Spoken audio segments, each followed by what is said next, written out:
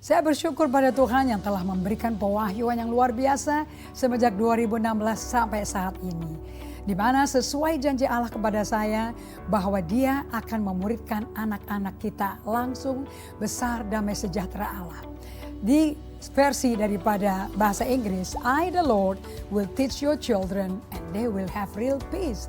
Suatu impian saya di mana kita semua dimuridkan langsung oleh Tuhan sehingga amanat agung dapat terlaksana. Sesuai Filipi 4 ayat 15, saya bersyukur kepada jemaat Filipi. Rasul Paulus katakan bahwa jemaat Filipi telah mengetahui di mana mereka diundang untuk turut menjadi mitra kerja, partner dalam pelayanan pengelebaran kabar baik. So dikatakan dalam versi TSE, Paulus berkata, pada waktu aku meninggalkan pertama kali dari Makedonia untuk memberitakan kabar baik tempat lain. Gak ada jemaat lain yang terlibat penuh. Maksudnya sungguh-sungguh menjadi sahabat sekerja saya dan yang menerima berkat juga karena berulang kali mendukung saya dengan dana. Hanya kalianlah yang mendukung seperti itu. Saya mengundang Bapak Ibu sekalian, saudara-saudari yang terkasih yang telah mengikuti pembelajaran Bible Study Indri Gautama dengan Pastor Indri Gautama. Anda bisa ikut tidak saja menerima pelajaran tapi bermitra menjadi kawan sekerja saya. Sehingga pelayanan ini bisa tersebar di seluruh Indonesia. Karena pelayanan partnership ini dikatakan oleh Rasul Paulus adalah pelayanan di mana pemberian Anda akan merupakan suatu persembahan yang harum bagi Allah. Dan Anda akan menerima persembahan itu diterima di kenan Allah. Maka doanya Rasul Paulus kepada jemaat yang berpartner menjadi kawan sekerjanya untuk menyebarkan kabar baik ini. Allah yang saya layani akan membalasnya dengan mencukupi segala kebutuhan Anda. Karena Dia akan limpahkan segala kekayaan rohani dari surganya yang mulia kepada Anda semua yang bersatu dengan Kristus Yesus. Kerinduan saya bagi Anda yang sudah pernah menjadi mitra kerja, kembali bergandengan tangan untuk berpartner. Dan juga Anda yang baru bergabung di Maret 2020 sampai saat ini dengan setia, saya undang untuk juga berpartner. Lihat apa yang Allah akan lakukan dalam hidup Anda karena kesetiaan Anda. Terima kasih, Tuhan berkati. Shalom semuanya, happy Saturday. Saya senang sekali bisa kembali berjumpa dengan Anda semua. Dan saya percaya the meaning of the God of Christmas betul-betul bisa berakar di dalam hidup Anda. Yesus gak datang buat pesta pora, Dia gak datang juga dengan kereta kuda lapis emas. Makanya ditolak sama orang Farisi, imam kepala, orang Lewi, semua yang sibuk di bait Allah. Nolak. Apalagi waktu Yesus berkata, dosamu diampuni. Marah setengah mati. And I wonder, kok Yesus mau ya bersembunyi dirinya for 3.5 years, 3,5 tahun. Untuk demi bisa menjadi domba Paskah, untuk jadi korban penebusan dosa kita. 3,5 tahun disalah mengertikan. Kenapa Dia bersembunyi ya dalam tubuh manusia yang fana dan sederhana, nggak pakai mahkota, nggak pakai tentara, adanya 12 orang berdosa yang Dia muridkan menjadi rasul dan penerusnya Dia. Pilar-pilar daripada kerajaan surga di bumi. Soko guru. Itu istilahnya tuh, 12 rasul itu. So amazing. Memang betul kerajaan surga itu 180 derajat bertolak belakang. Gak sama dengan kerajaan dunia kita. Jadi jangan dibanding-bandingin, Anda kagok-kagok loh nanti belajar firman. And saya mau sampaikan kepada semua Anda, ini udah from 14 Desember, 19 Desember, kita perayaan Natal, and then 24 Desember kita Bible Study, 25 kita ibadah bersama di gereja kami. Anda bisa dengerin khotbahnya. He came as a king. Dia datang bukan untuk menjadi arak-arakan. Dan naik keledai turun dari Betania ke Yerusalem, masuk ke bait Allah, Dia cambuk semua penukar-penukar uang itu. Different king. He's a good king. Oke, so saya mau Anda semuanya dengarkan kembali semua seri dari 14 Desember, 19 Desember, 24 Desember, 25 Desember, and today. So saya mengucapkan terima kasih untuk Laura yang ada di Bali mau liburan juga sambil, tapi hati kita, roh kita nggak liburan, butuh susu rohani, tetap butuh roti yang hidup. Air hidup tetap perlu dikasih ke manusia roh kita, ke jiwa kita. Karena di luar Yesus kita nggak bisa ngapa-ngapain. So there's no liburan dari Tuhan. Adanya liburan dari nafsu daging ada. Oke, sangkal diri, pikul salib, ikut Tuhan. Aduh, ini saya mesti ingatkan banyak berulang kali. Termasuk Pak Jamie yang ada di Surabaya. Dan keluarga semua, make time to be with Jesus. Because dia sumber segala-galanya. Hikmat datang dari dia. Bikin right decision datang dari dia. Ya, jalan orang benar, Tuhan yang tentukan. Betul nggak? So nggak bisa dong ada holiday hubungan dengan Tuhan. Kita break ya Tuhan ya. No, I think there's a wrong way. Break dari Netflix, break dari sosmed, break dari film-film duniawi, break dari game, addiction dari game komputer, break dari judi, break dari ngerokok, alkohol, just be with God. Supaya Anda nggak KTP aja. Oke, saya berdoa di 2026, Anda equipping yourself, Anda dibimbing dan mau ikut dibimbing. Supaya Anda menjadi Kristen yang tangguh. Kristen yang daya lentiknya tuh, uletnya, tabahnya, namanya ketahanan, resiliensinya tinggi. Karena di akhir zaman ngeri. Lihat warningnya Yesus. Bagus kita di warning. Jadi kita tahu apa yang kita mesti, bagian mana yang kita mesti ready. Bukan ready mental Bapak Ibu. Di dalam roh, dalam jiwa kita. Okay? So saya mau berterima kasih untuk Donna, Dinda, Kena, Vika, dan anak-anak kalian yang ready, yang siap mendengar pelajaran ini. Nggak liburan ke luar negeri, nggak liburan ke luar pulau, nggak rugi. Liburan di hadirat Allah, the best is yet to come. Okay? Thank you untuk Magdalena Aisyah, thank you untuk Marlene, terima kasih untuk Eta, Jafra, Jolly, Krishna Sembiring. Krishna Sembiring dari kota mana ya? Saya senang sekali bisa Anda nama-nama baru bisa bergabung. So happy. Thank you untuk Fiona Risandi. Thank you, selamat bergabung Fiona Risandi yang sudah dari beberapa waktu yang lalu. Pak Vini, Merry Christmas, selamat Natal. Mesak Tiko Nuwu. Ini saudara Mesak yang dulu dari Bandung atau yang ini dari Manado? Coba ingetin saya ya. We welcome all of you. I'm so happy.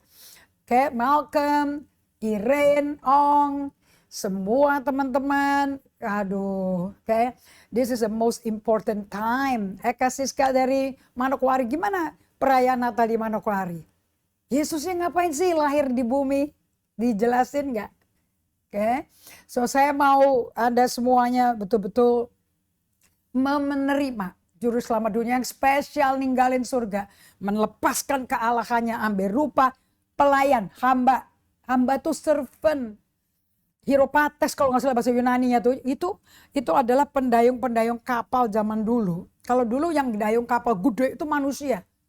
Jadi kapal itu ada 2 deck, dua ruangan, yang bawah tuh tukang dayung. Nggak lihat matahari, gelap terus kerjanya nggak kelihatan. Ya, pelayan Tuhan tuh kayak gitu. Terus yang di atasnya itu semua tamu-tamunya, semua penumpangnya, mereka nggak tahu yang mesinnya tuh bukan mesin pakai minyak, itu tenaga manusia. Diaken tuh kayak gitu tuh, gembala tuh kayak gitu tuh. Oke, so saya mau Anda semuanya betul-betul melayani Tuhan dan betul-betul nggak cari ketenaran, jangan jatuh sama godaan setan. And every year 3 hal akan dicoba iblis, dan Tuhan izinkan, supaya iman kita tiap tahun tambah murni. Dan kita tabah, tekun. Itu namanya tenacity, perseverance. Itu buah roh. Itu melampaui patience. Itu patience plus self control. Ya, Yakobus 1 ya. 1 Petrus 5, semua ngajarin yang sama. Yang Tuhan cari itu bukan peraihan ekonomi. Yang Tuhan cari itu resiliensi di dalam kita.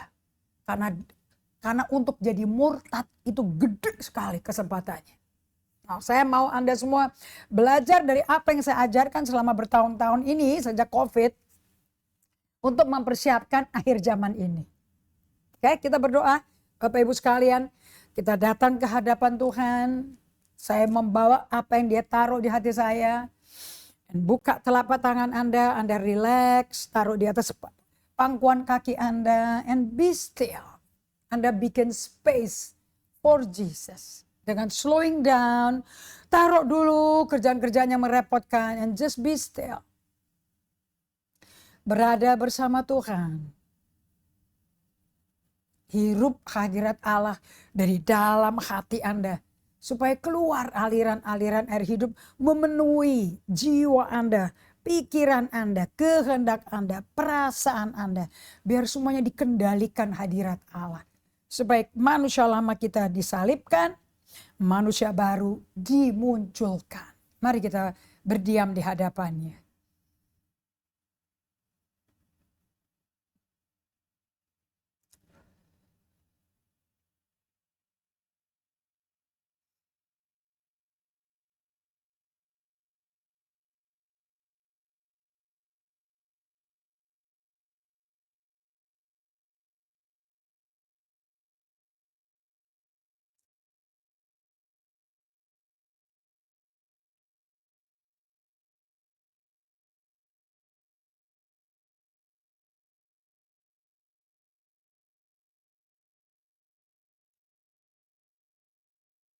Bapa kami di surga, kami berterima kasih. Kau bisa berada bersama kami, dan kami ada dalam-Mu. Sesuai firman-Mu, Yohanes 15, tinggallah dalam aku tinggal dalam Engkau. Karena di luar aku, kau tidak bisa buat apa-apa. Tapi kalau kita tinggal dalam Yesus, Yesus tinggal dalam kita, kita akan berbuah, dan buahnya melimpah. Bapa Surgawi, terima kasih untuk apa yang kau berikan kepada kami. Thank you Lord Jesus. Aku berdoa agar setiap orang yang betul-betul berada bersamamu, maka membangun diri mereka di bawah iman yang paling suci. Dan mereka akan berakar di dalam kasih Kristus yang adalah batu karang kita. Supaya kita bisa berbuah dan buahnya melimpah itu kan. Dalam nama Yesus Kristus. Amin. Oke. Kita melanjutkan. Kenapa kita melayani hari kelahiran Yesus? So siapa bintangnya mestinya keluar foto-foto, keluar siapa? Foto Yesus, bukan foto hamba Tuhannya. Betul apa tidak? Right? The baby.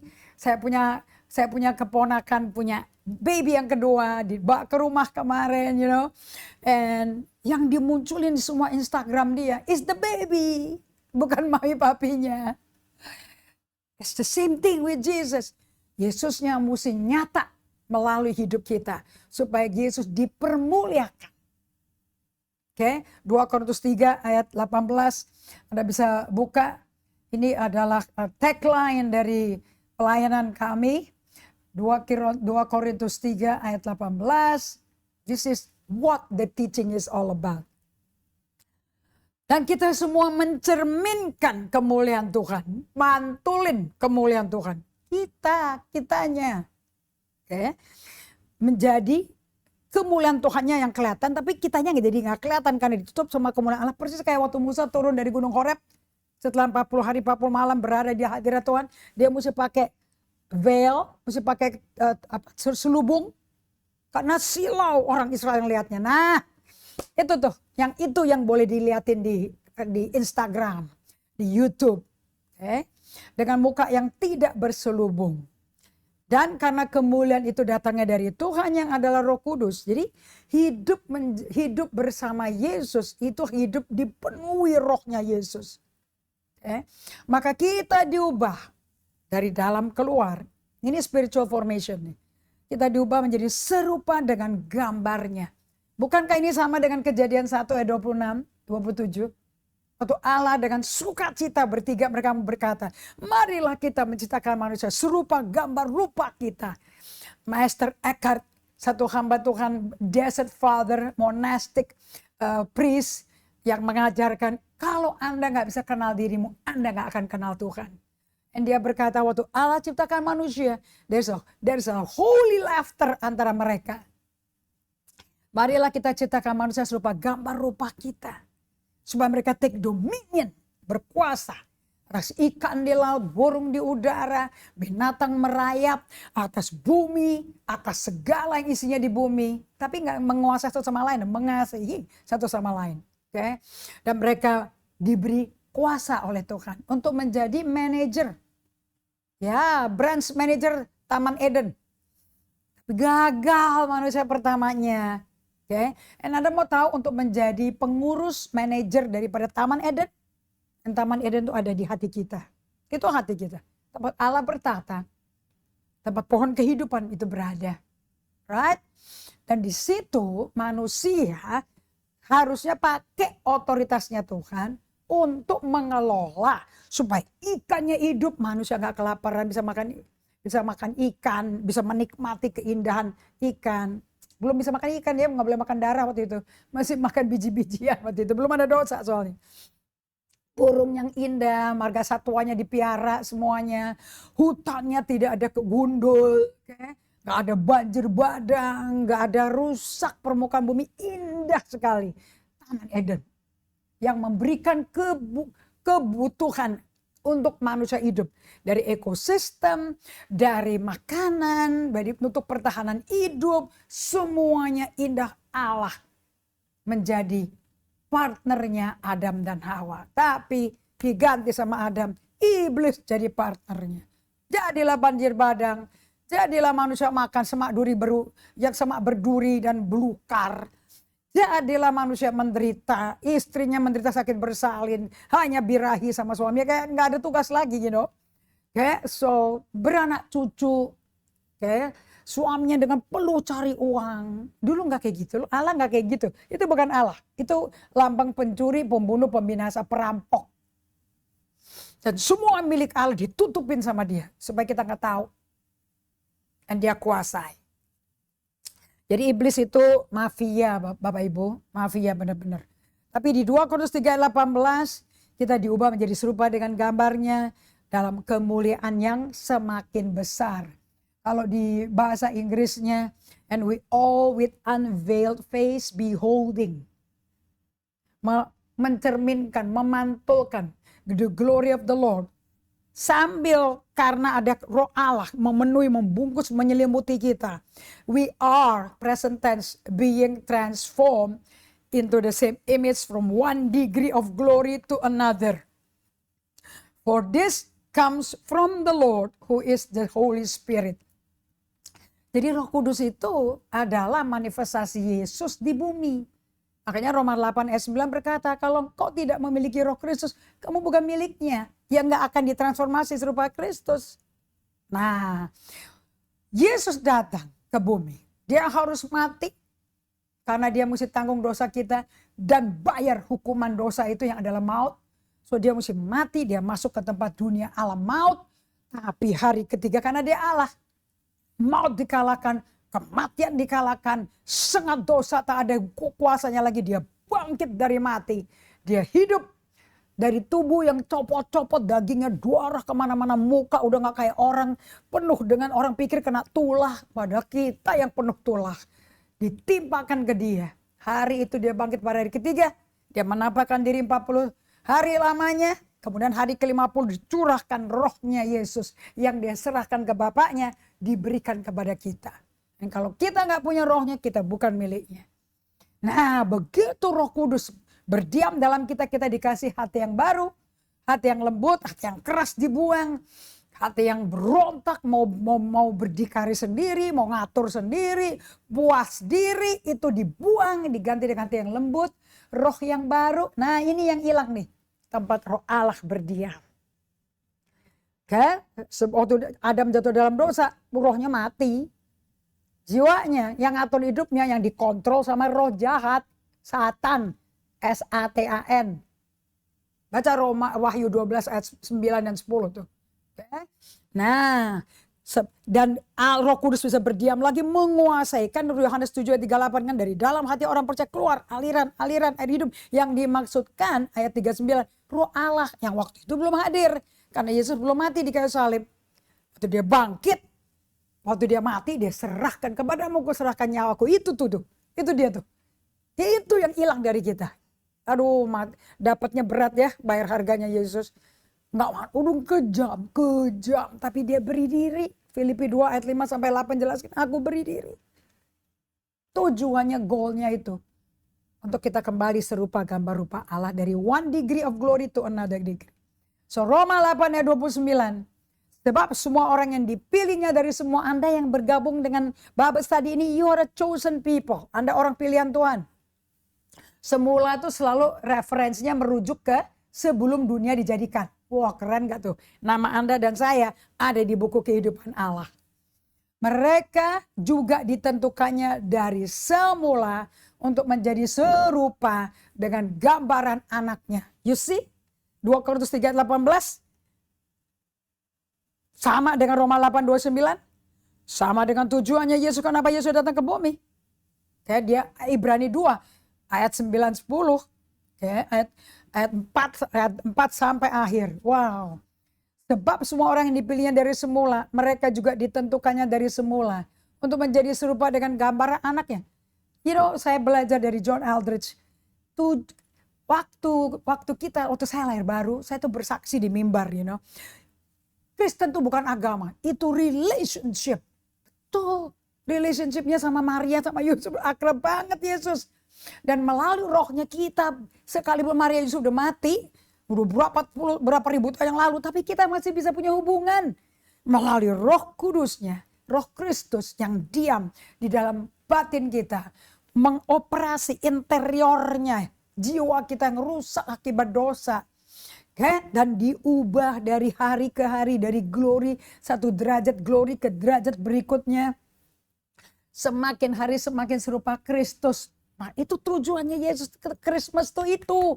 Lahirnya roh Kristus di dalam kita untuk melakukan spiritual formation. Sehingga kita kembali menjadi karakter kita, dalamnya kita itu gambaran anaknya. Supaya anaknya menjadi yang sulung. Alias modelnya seperti itu. Kita menjadi serupa Kristus. Ini adalah sebuah proses perjalanan. Sampai Yesus kembali di awan-awan waktu sangkakala berbunyi. Dalam sekejap mata kita diubahkan, gerejanya diubahkan menjadi serupa Kristus. Seperti dijamin di 1 Korintus 15. Di mana the mystery and victory. 1 Korintus 15 ayat 50. I tell you this brothers, flesh and blood cannot inherit the kingdom of God.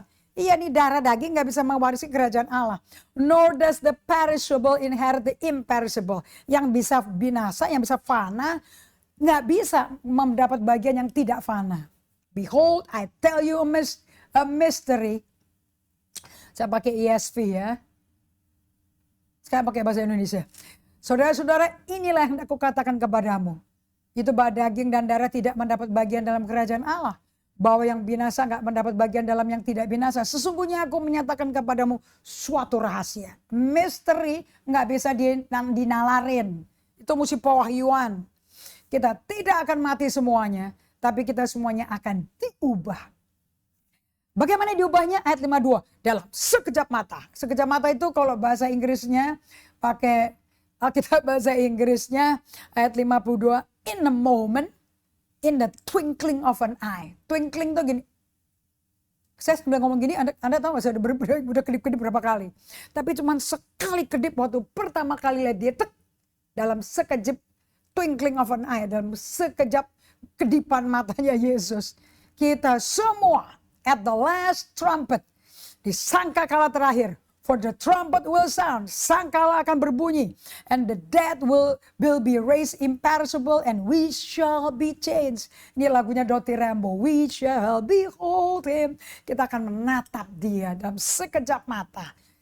For the perishable body must be put on the imperishable, yang binasa pakai tubuh yang tak binasa. Mortal body pakai tubuh yang immortal.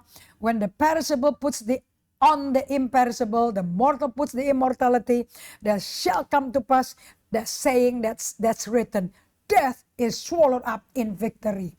Maut dikalahkan oleh kemenangan, ditelan dalam kemenangan. Ini yang dikatakan Matius 16 ayat 18.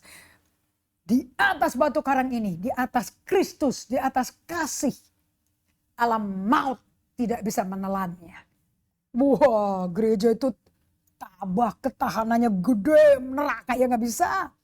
So 2026 saya akan masuk ke dalam hidup, praktek, semua sama beritanya. Praktek yang saya udah bagikan dari 2020 tetap mesti dilakukan. Anda mau bosan silahkan, tapi Anda nggak akan punya ketahanan. Jangan Anda menjadi 5 gadis bodoh. Itu gadis loh. Itu pengikut Kristus loh. Awalnya benar, akhirnya tidak diundang, tidak dikenal. Aduh, mengerikan. Oke. So, di ayat 52, 1 Korintus 15, dalam sekejap mata, waktu bunyi nafiri yang terakhir, sebab nafiri akan berbunyi dan orang-orang mati akan dibangkitkan dalam keadaan yang tidak dapat binasa. Kita semua akan diubah. Aduh, udah deh, jangan operasi plastik ya.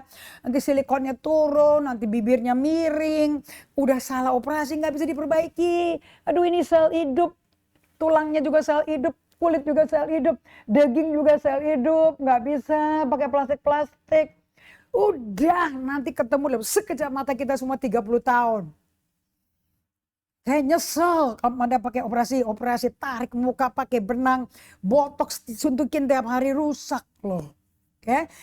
Dan selama kita di bumi dari sekarang sampai nafiri terakhir, Anda terus dibentuk melalui yang namanya proses spiritual formation, melalui slowing down spirituality, kerohanian yang mengurangi tempo, bukan jalannya pelan-pelan, mengurangi tempo, slow down, ngerem, bikin space buat Tuhan. Kasih waktu dong, kasih slot sepanjang hari untuk bersama Tuhan. Jangan diputusin. Ini bahaya nih kalau nggak pernah ada slot. Nanti pas liburan kayak begini, nggak ada slot sama sekali karena dagingnya udah biasa ototnya kayak gitu. Tapi kalau Anda melakukan ini dari 2020, otot emosimu, Anda melakukan namanya exercise emosi. Emosinya exercise gym, nge-gym emosinya. Day by day, solitude, silence, and stillness adalah exercise feeling. Exercise emosi. Sehingga Anda bisa discern. Ini bukan kehendak Tuhan, ini emosi negatif nih. Ini dagingku nih. Ini bukan dari Roh Kudus. Ini aku tidak sedang dikendalikan Roh Kudus nih. Kalau aku ikutin kepahitan, kekecewaan, wow, bisa hancur aku. Semua kepahitan, kecewa, dendam, tidak mau mengampuni, trauma, ini bukan dari Tuhan ini. Oke? Haunting, panic attack, anxiety, cemas, bukan dari Tuhan. Sama sekali. Yang dari Tuhan itu siapa? Roh Allah. Di mana ada Roh Kudus ada kemerdekaan, 2 Korintus 3:17. Di mana ada Roh Kudus ada damai sejahtera, sukacita, kebenaran oleh Roh Kudus. Itu loh Roma 14:17. Itu kerajaan surga. Nah, selama perjalanan ini Anda terus mesti exercise terus emosi Anda. Bangun otot emosi. Anda bisa berkata, no, aku gak mau diracuni dengan kepahitan. Aku gak mau diracuni dengan dendam. No. Aku kalau mau marah ilahi, cemburu ilahi. Tapi bukan cemburuan iri sama orang. Karena barang, karena lebih pintar, lebih kaya. No. We are not what we have. We are not what we do. We are not how famous we are. No. Kita adalah anak. We are satisfied menjadi anak Allah. So ini adalah suatu proses perjalanan sampai Yesus kembali ke bumi. Menjemput mempelai wanitanya yaitu gerejanya. Coba kita baca 1 Yohanes 3:2. Oh, saya ngajaran ini di kelas dasar kekristenan bagi jemaat saya di Bali. Waduh, aku kebakar lagi loh. Saudara-saudaraku yang kekasih, sekarang kita adalah anak-anak Allah. That's who you are. Nggak ada merek, nggak ada merek-merek mobil, merek-merek ban, belt, merek-merek tas yang bisa dipajang menunjukkan siapa Anda. Malah dipertanyakan loh sama netizen sekarang. Kok bisa beli ini? Kok bisa beli ini? Wah, oke, hati-hati. Karena hidup Anda nggak, kalau dilihat bagaimana Anda kerja, kualitas kerja Anda, gaji Anda kayaknya nggak memadai. Dari mana ya bisa ada ekstra-ekstra ini? Boleh dikasih kado, boleh. Tapi Anda pakai itu buat apa? Untuk nunjukin apa? Makanya semua itu milik Tuhan. Saudaraku yang kekasih, Anda bukan merek barang. Ya. Sekarang kita adalah anak-anak Allah. Sebagaimana anak, begitulah bapaknya, atau bagaimana bapaknya, begitu anaknya. Hosea 4 ayat 6. Right? Tetapi belum nyata apa keadaan kita kelak. Akan tetapi kita tahu bahwa apabila Kristus menyatakan dirinya, kita akan menjadi sama seperti dia. Sebab kita akan melihat dia dalam keadaannya yang sebenarnya. Apabila Kristus menyatakan diri, sangka kalau berbunyi di langit-langit, dalam sekejap mata, seperti dia kita sama. Itu keadaan sebenarnya. Nah, makanya selama di bumi, Anda jangan jadi Kristen ujung gunung es. Yang gunung es ini loh yang kelihatan, yang di layar Anda nih. Pribadi yang nonton saya, itu gunung es. Oke, apa sih artinya ungkapan the tip of the iceberg Christian? Ini ungkapan ujung gunung es dalam konteks spiritual, pakai analogi umum. Bahwa ternyata kekristenan kita cuma 10%. Dan itu berdasarkan apa gunung es yang kelihatan di atas permukaan air. Sementara yang gak kelihatan, yang 90% tetap tersembunyi di bawah permukaan. Dan dalam spiritualitas, metafora ini menunjukkan bahwa tindakan perilaku, your bearing, your behavior, your action yang terlihat. Contohnya action apa? Hadir di ibadah Natal. Hadir di acara Natal. Hadir setiap minggu. Hadir di komsel. Doa makan 3 kali sehari. Atau kalau makan 5 kali sehari, 5 kali doa makan. Bukan pintu buat orang asing masuk ke gedung ibadah jadi usher. Okay? Bayar persembahan, operating semua peralatan, WL singer. Tapi itu yang kelihatan itu cuma ujungnya saja. Is that all that we are? Pakai kalung salib, buku Alkitab. No, that's cuma ujungnya aja.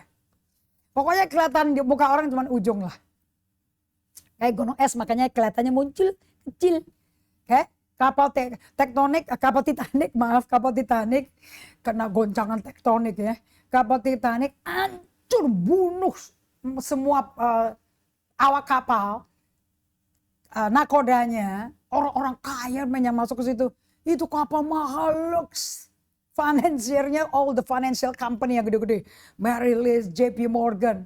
Ya ampun, ada korupsi juga sih bahannya dikurangin. Tapi gara-gara kesombongan si nakoda aja.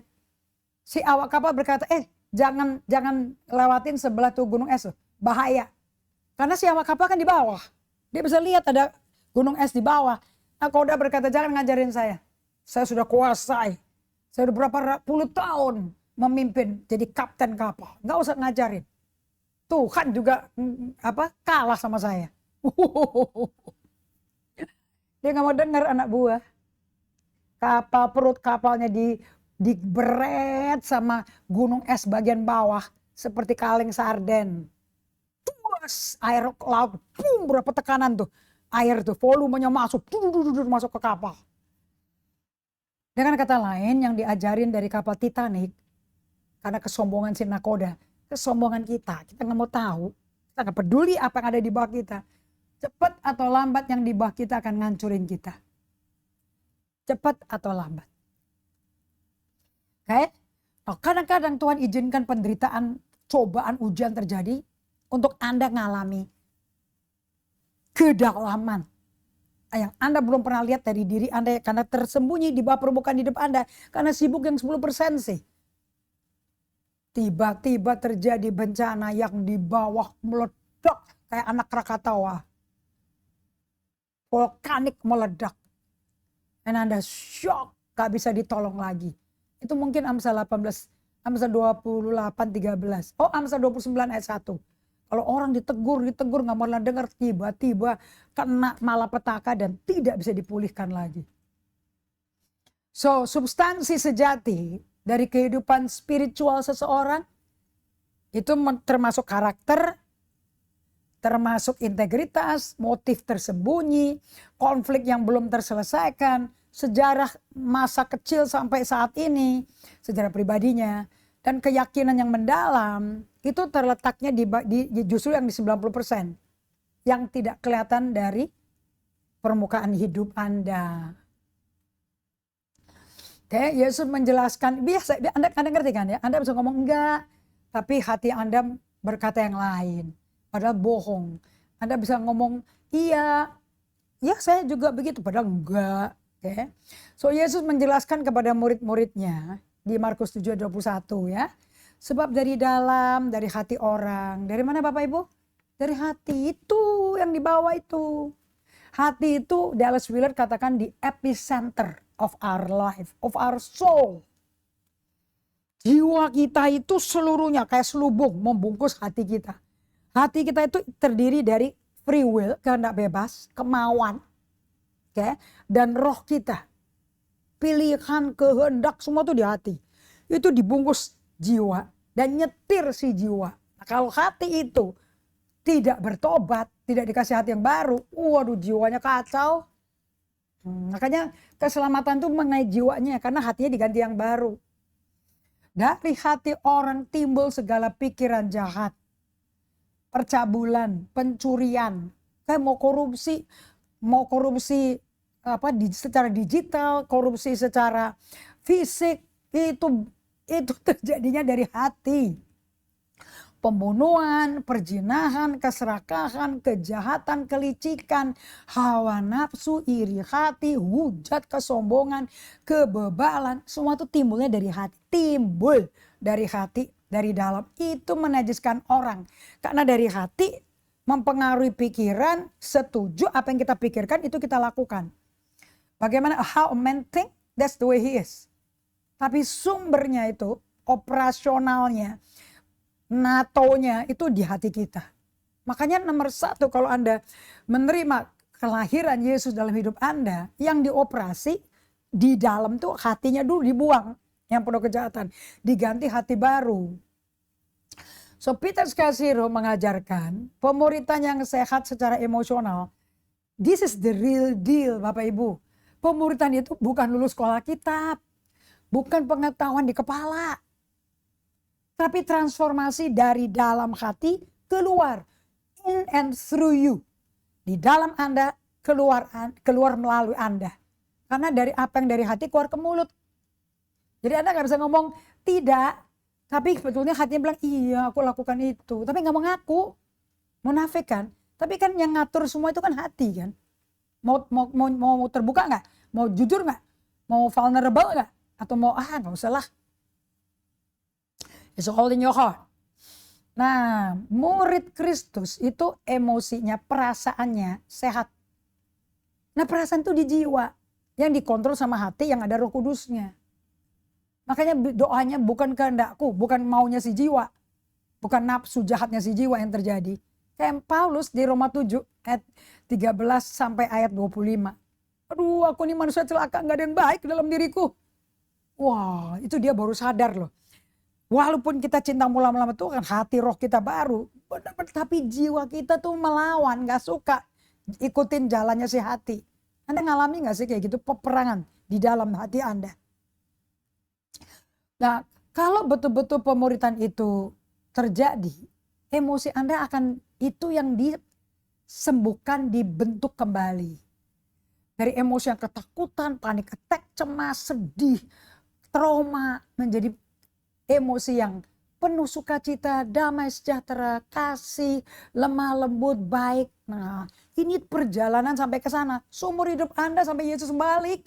So Yesus tuh kasih spare. menyelamatkan kita dan memberikan kita keselamatan. Dikasih waktu loh. Sebelum dia balik. Nah, tanda awal dia akan kembali di awal. Ini yang sedang kita alami sekarang. Yang ngalami banjir bandang seluruh dunia.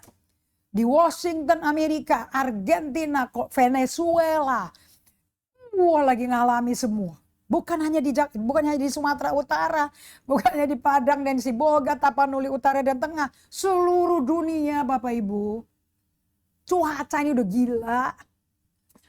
Tsunami, megatrust semua. Ancol bendungannya udah bocor. Hati-hati yang tinggal di Jakarta Utara, Jakarta Barat. Udah dia warning tuh. Anda gak bisa bendung. Cuaca, alam, ngamuk, menderita. Gunung gundul. Tanah gak bisa meresap tampungan volume yang besar dari udara. Kalau dari hujan bagaimana Anda menanganinya? Katanya asuransi itu force majeure.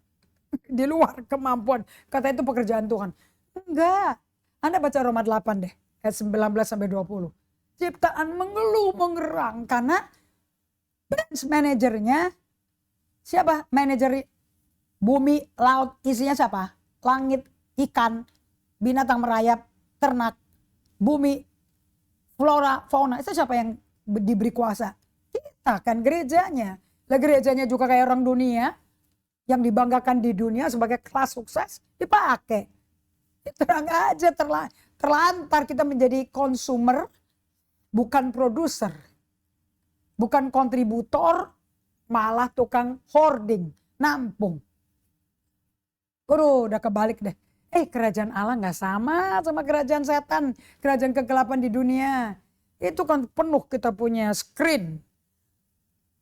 Dengan informasi yang dan juga tiap hari ya kita bisa dapat informasi dari Amerika. Penembakan anak 24 tahun. Di Bondi Beach di Sydney. Bapi sama anak nembakin orang. Udah gak tahu lagi medan peperangannya siapa. Musuh siapa udah gak tahu. Ya, udah gak ada prinsip, udah gak ada limit, udah gak ada boundary. Hidup itu semaunya dewe, karpe dewe. Itu ciri-ciri manusia berdosa. Kalau Anda kelas foundation kita, ada 3 ciri-ciri orang berdosa. Aku gak peduli apa kata Tuhan. Aku gak peduli apa kata orang. Aku mau melakukan apa yang aku mau lakukan. Aku bisa kok hidup sendiri. Egois, rebellion, puas diri, untuk aku. Ini dosa nih. Bisa keluar tuh loh dari suaranya, dari hatimu loh. Hati-hati kalau kita nggak. Makanya Amsal 4:23 itu penting sekali. Di atas segalanya jaga hatimu. Karena dari situ pancar hidupmu keluar. So hati kita tuh epicenter. Nah pemuritan yang sehat itu kalau epicenternya bersih, tempat tahta Allah. Jiwanya, emosi. Buktinya Anda tahu jiwa Anda hidup apa enggak. Anda perhatikan emosimu. Perasaan itu didengerin. Yang mana dari setan, yang mana bohongnya setan, dustanya setan, yang mana dari Roh Kudus. Buah roh itu semua di emosi loh. Kasih, sukacita, kebaikan, panjang sabar, kemurahan. Emosi semua. Pemuritan yang sehat itu sebagai satu koin 2 sisi. Karena pemuritan membuat Anda menjadi umat pengikut Kristus. Yang mencintai Tuhan Allahmu dengan segenap hatimu, jiwamu, pikiranmu, tubuhmu. Wah, berarti Anda tuh diisi sama Allah. Udah keluar cinta pada Allah. Kita kan mencintai Allah karena lebih dulu dicintai Allah. Akibatnya keluar memancar kepada kiri kanan. Kita gak bisa beri apa yang kita gak punya bro. Nah. Ide ini merujuk pada hubungan yang tak terpisahkan antara mengasihi Tuhan dan mengasihi sesama. Gereja anak saya ini filosofinya, temanya. Tapi kalau nggak diajarin bagaimana hidup mencintai Tuhan, nggak pernah ada slow down spirituality. Nggak ada kontemplasi, nggak ada spending time alone with God. Nggak ada waktu pribadi dengan Allah. Bagaimana bisa mencintai Tuhan? Orang yang ditonton semua yang ada di Instagram, TikTok, yang ada di Facebook, yang ada di Netflix, YouTube Story. Even though itu firman, nggak bisa. Anda belum memberi waktu pribadi dengan Allah. Nonton orang khotbah sama berada dengan Tuhan beda. Ini adalah dua komponen mendasar. Mengasihi Allah, mengasihi sesama. Yang penting dari kehidupan Kristen yang mendalam dan transformatif. Ingat ya, dua sisi satu koin. Ya dong, koin itu kan dua sisi, tapi kan satu. Jadi nggak bisa digergaji kan. Alias kalau ekornya ini ya kepalanya ini. Selalu ada kepala ada ekor. Tail and head. Tail and head. Yang headnya spiritualitas yang sehat secara emosi atau emotionally healthy spirituality. Okay? So ini dua sudah menjadi bahan dasar. Okay? Ini partnernya ini, prakteknya ini. Yang Anda melakukan ini sesuai fase per fase, ikutin dijelasin di sini. Tuhan kerjanya melalui ini. And this one partnernya this one. Ini nggak bisa tinggalin Anda. Tiap hari you need to practice this. Ya, prakteknya sama ART Anda, sama teman-teman fitness Anda, sama pasangan hidup Anda. Those are the one yang mesti ngalami dikasih sesama. Ya, saling mengasihi, apalagi dua-duanya melayani di gereja di hari Minggu. So ini ngomong tentang melibatkan perlambat laju hidup atau yang paling enak pakai bahasa Inggris deh, slowing down spirituality. Making space. Slowing down itu artinya bikin ruangan buat Tuhan. Bukan apa-apa diperlambat, apa-apa dikurangi. No. Anda bisa nggak? Yang ini Anda atur agenda Anda. Tuh Matius 6:33 nggak bisa ditawar ya. Kejar dulu kerajaan Allah. Itu nomor 1. Bangun jam 4 pagi, setengah 5 pagi. Spend time with God. Isi dirimu dengan pribadi Allah. Kan Allah nih ya, Allah dan Anda itu diciptakan untuk kita in union, loving union. We are not just created untuk punya relasi. Oh dia bapak kita anak. No. Tapi kita mesti one. Itu di doanya Yesus di Yohanes 17. Oke. Nah, kalau Anda slow down supaya di tengah-tengah kesibukan membuat keputusan, Anda bisa masukin Roh Kudus di situ. Anda menjadi hubungannya intim, akrab, satu di dalam Yesus, in union. We are created for union. Kita diciptakan untuk jadi satu. Bahasa Indonesia cuma jadi satu. So to be with Jesus before you do anything for Jesus. Itu mutlak. Ini menekankan untuk menyelami lebih dalam kehidupan Anda untuk transformasi internal. Yang 10% ini nggak akan berubah kalau yang internal nggak diubah. Oke? Dan dengan cara Anda mengalami penemuan diri yang otentik dalam Kristus karena dibentuk menjadi serupa gambar rupa Allah lagi. Yang otentik yang serupa Allah Bapak Ibu. Sekarang kan belum, sekarang kan serupa nenek moyang. Serupa lingkungan kita, serupa teman yang kita anggap sebagai sahabat. Hubungan yang sehat secara yang kedua. Nah, satu koin dua sisi ya. Yang satu hubungan dengan Allah harus in union with God. Then you can love one another. Hubungan sehat secara emosi. Ini membekali individu dengan keterampilan relasional praktis. Ada 8 skill untuk benar-benar bisa mengasihi orang lain seperti Yesus mengasihi Anda. Nah, bagaimana Anda tahu Yesus mengasihi Anda kalau Anda nggak punya hubungan sama Tuhan? Perubahannya enak banget. Prakteknya bisa melalui pengajaran Ruth Haley Barton, melalui buku ini top, yang ini top ini, oke? Melalui Paul John Eldredge, aduh, beautiful. Lectio 365, beautiful. Oke, ini membekali individu dengan keterampilan berrelasional yang praktis untuk bisa benar-benar mengasihi orang lain seperti Yesus mengasihi kita. Ingat ya, patokannya kita nggak bisa beri apa yang kita nggak punya. Jadi kita alami dulu dikasih Yesus sehingga kita bisa beri.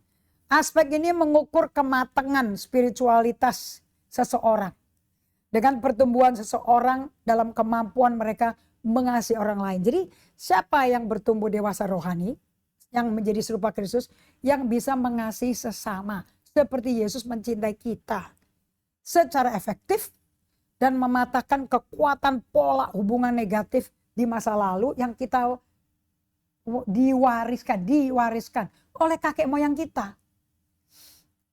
Karena kan kesalahan bapak ditimpakan ke anak cucunya sampai ke angkatan ketiga keempat. Jadi kita ini selain dapat aset-aset fisik atau pola-pola yang bagus, tapi juga pola negatif. So goal dari Yesus datang ke bumi buat apa ya Bapak Ibu sekalian? Supaya kita jadi serupa segambar Allah. Roma 8:29. 2 Korintus 3:18. Kayak demi orang lain. Nah caranya menginjil yang efektif tuh kayak gini. Menggarami terang menelan kegelapan di orang lain. Anda bawa terangnya. Enggak melalui KKR. Anda pernah lihat Paulus pakai KKR? Dia pakai kapal pecah di Malta aja, mau tenggelam sama tahanan, dia dirantai semua sama tahanan, dia di situ. Terang Allah hadir. Allah berkata, aku tahu siapa milikku. Dia nggak mati dikasih tahu, mendarat cepetan. Semua beban dilempar ke Malta, sampai sana dipatok ular, dia kebaskan dengan kuasa Roh Kudus. Orang nyembah dia, wah dewa. Itu loh penunjukan kemuliaan Allah tuh kayak gitu hidupnya. Sapu tangannya nyembuhin orang sakit. Terus jalan bayangannya menyembuhkan orang sakit. Bukan tukang sibuk hanya seminggu sekali dengerin khotbah lah. Aku mau action man. Tapi kalau nggak pernah diisi sama hadirat Allah, apa yang mau ditunjukin? Makanya jadi pendeta jangan sibuk, khotbah kiri, khotbah kanan, bikin acara kayak entertainment center. Percuma, capek. Bahaya, mahal. Ternyata kehidupan yang dimaui, kehidupan kontemplasi. Yesus itu 7 kali sehari berdiam ke tempat sunyi, menyendiri, berada bersama Bapaknya loh. Bukan cuma pagi dan malam aja. Di tengah-tengah setelah melakukan mujizat, angin sakal pergi, dia diem ke tempat sunyi. Setelah angin badai mengamuk sama murid-muridnya di kapal, badai mengamuk. Setelah dia bilang, diam kau badai, dia menyendiri. Kalau sekarang kita diraya-rayakan, enak malah dapat persembahan gede-gede, diajak makan ke restoran mahal. Ini hamba Tuhan yang durapi loh. Aduh, kapok aku udah tobat aku. Kok aku mau sih diangkat orang? Padahal aku curi kemuliaan Allah. Semakin menghilang. Yesus itu habis melakukan mujizat, ngilang. Menyendiri. Supaya semua kemuliaan datang ke Bapaknya. Kita mesti banyak belajar. Ini prosedur, ini proses disiplin, ini way of life. So lihat nih Matius 22:37, jawab Yesus kepada orang ahli Taurat yang berkata, apa hukum paling penting? Kasihlah Tuhan Allahmu dengan segenap hatimu, segenap jiwamu, segenap akal budimu. Itu hukum yang terutama dan utama. Kejar dulu cinta Tuhan, baru bisa kasih ke orang. Baru kasihlah sesamamu. Nah, orang yang Kristen permukaan, ujung gunung es kayak gini nih. Apa yang manusia lakukan untuk bertransformasi diri? Mau transformasi diri. Hanyalah penyesuaian kosmetik. Luarnya baju, kalung, salib lah. Bawa Alkitab 3 biji. Pakai laptop penuh dengan versi Bible. Tapi cuma kosmetik. Upayanya merubah luar. Lebih banyak senyum. Lebih banyak mendengar dengan sungguh-sungguh. Lebih sabar. Kirim bunga. Ya ini baik sih. Dan tidak akan menghabiskan terlalu banyak waktu dan uang sih. Kecuali bunga. Saya merekomendasikan semuanya boleh dilakukan. Tapi masalah hidup Anda itu yang sebenarnya bukan masalah permukaan. Bukan ujung gunung es. Masalah hati. Dan hati itu ada di mana? Di 2/3. Di bawah permukaan air. Permukaan hidup sehari-hari. Di bawah gunung es. Yang di 10% di bawahnya. Yang tersembunyi di bawah permukaan. Itu mempengaruhi perilaku, pikiran Anda. So yang benar-benar saya butuhkan adalah transformasi hati. Dan saya mau kasih tahu, tidak bisa pakai kekuatan manusia, kerja keras, banting tulang, khotbah lebih banyak, bangun gereja lebih banyak. Tidak ada kekuatan, kemauan atau kerja keras yang bisa merubah hati Anda. Hanya karya Yesus di kayu salib yang bisa melakukan itu. Yang benar-benar perlu Anda dengar dan percayai adalah suara Tuhan. Kalau Anda mendengar satu suara Tuhan, ditransformasi loh. Nah, caranya Anda bisa hidup seperti ini apa? Anda mesti melakukan iceberg exploration. Explore your iceberg. Anda mesti jelajahi gunung esmu itu loh. Ya yang tahu cuma Anda, bukan orang, bukan pendeta. You are what your heart is. Anda adalah hatimu. Oke, so saya mau Anda masuk ke 2026. Lakukan doa eksamen dari Ignatius. Ini bukan Augustine. Ignatius. Oke, kalau Augustine itu detachment and attachment. Kalau ini consolation, desolation. Kamu cek emosimu tiap hari. Datang ke hadirat Tuhan. Akui dia di depan Anda. Ucap syukur untuk kehadirannya. Explore the iceberg.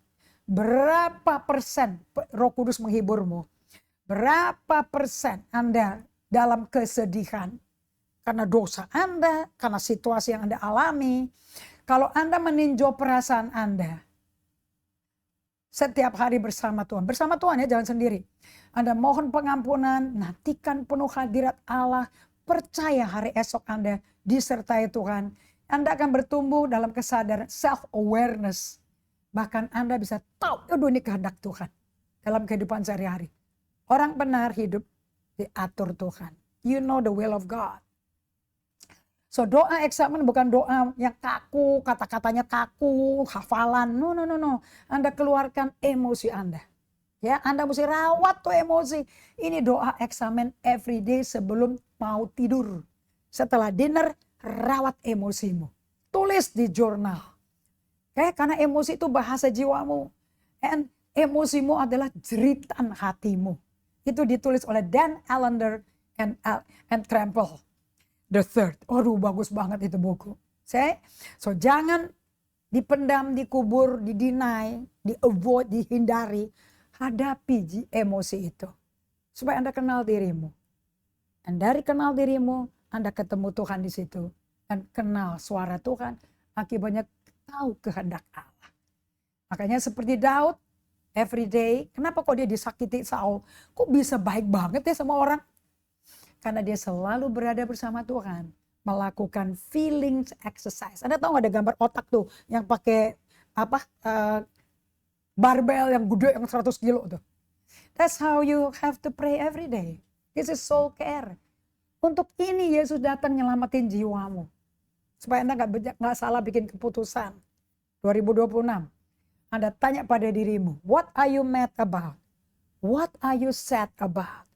What are you anxious about? What are you glad? Ya aduh 2025 tutupnya kayak gini nih. 1 bulan ini. Supaya 2026 udah disembuhkan. Dipulihkan. Direstorasi. And you become a new authentic person. Well, ini semua akibat Natal. Sampai Desember 25 2026. Okay, let's pray. Bapa kami yang terkasih, kami berterima kasih untuk hari ini. Terima kasih untuk kebaikan-Mu. Terima kasih untuk kasih setia-Mu. Kami semua diubahkan dengan berdiam di kaki Tuhan seperti Maria. Dan izinkan Tuhan operasi dari dalam keluar di interior batin kami. Dengan slowing down spirituality supaya berada bersama Tuhan. Akibatnya kita bekerja sama Tuhan sebagai partner. Melakukan penginjilan, jadikan semua bangsa muridku. Karena kita yang dimuridin menjadi model. Thank you Jesus for coming to earth. Untuk membawa terang di tengah kegelapan di hati kita. Dan beri hidup dan hidup berkelimpahan. Dalam nama Yesus Kristus. Amin. Sampai kita berjumpa di ibadah jam 2 di Trans Resort Hotel. Di boardroom 2 dan 3. Tuhan berkati.